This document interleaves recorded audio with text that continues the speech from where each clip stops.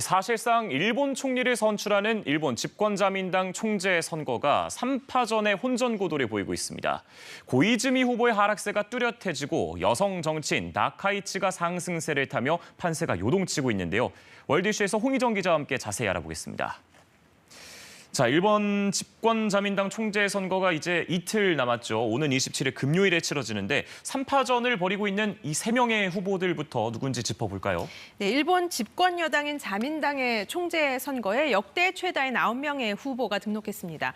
이 가운데 고이즈미 신지로 전 환경상과 이시바 시게루 전 자민당 간사장, 다카이치 사나의 경제안보 담당상 이렇게 3명이 혼전을 거듭하고 있습니다. 国民の共感を取り戻した上で改革を断行し新しい政治新しい日本を作りたいそのために皆さんの力をください 이번 선거에서 가장 주목받고 있는 40대의 고이즈미 신지로는 고이즈미 준이치로 전 총리의 아들로 대중적인 인기가 높습니다. 정치개혁에 대한 기대가 큰 상황에서 파벌에 가담하지 않았다는 점이 유리하게 작용하고 있습니다.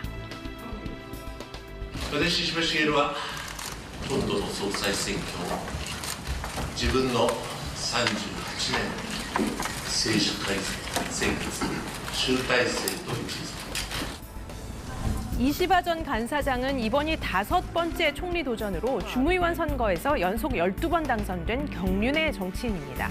대중적인 인지도가 높고 방위상과 농림수산상 등을 지내 경험이 풍부한 점이 장점으로 꼽히고 있습니다. 何よりも経済成長が必要です。私は経済成長をあくまでもどこまでも追い求めます。 방송인으로 활동하다 1990년대 정치에 입문한 다카이치 경제안보 담당상은 일본의 첫 여성 총리에 도전하고 있는데요. 우익의 색채가 강한 정치인으로 자민당 내에서도 강경 보수 당원의 지지를 얻고 있습니다.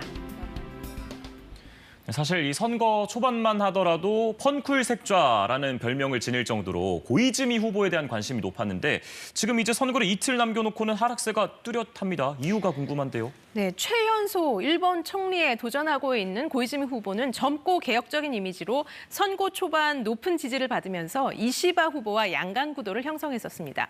특히 유엔 기자회견에서 기후변화에 대한 질문에 독특한 답변을 해서 젊은 층에서 특히 화제가 됐었는데요.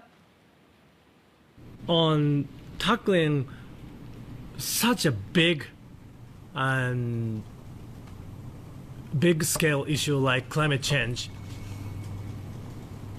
it gotta be fun. It gotta be cool. It gotta be sexy too. 이 답변으로 이른바 펀쿨 색좌라는 별명을 얻으면서 관심을 받았는데 최근 각종 여론조사에서 뚜렷한 하락세를 보이고 있습니다. 선거 초반부터 정책과 철학 등에서 총리가 되기에는 아직 부족하다는 인식이 많아서 높은 지지율을 계속 끌고 갈 수 있겠느냐가 관건이었는데요. 부부가 다른 성을 사용하는 것을 허용하자는 제도인 부부 별성 제도를 법제화하겠다고 공언한 것이 보수층의 반발로 이어져 지지율이 떨어지고 있는 것으로 분석되고 있습니다. 네, 이렇게 고이즈미의 지지율은 하락하고 있는 반면 지금 다카이치 후보는 상승세를 타고 있습니다. 고이즈미 후보의 지지층이 다카이치 쪽으로 이동하고 있다고 봐도 되는 건가요?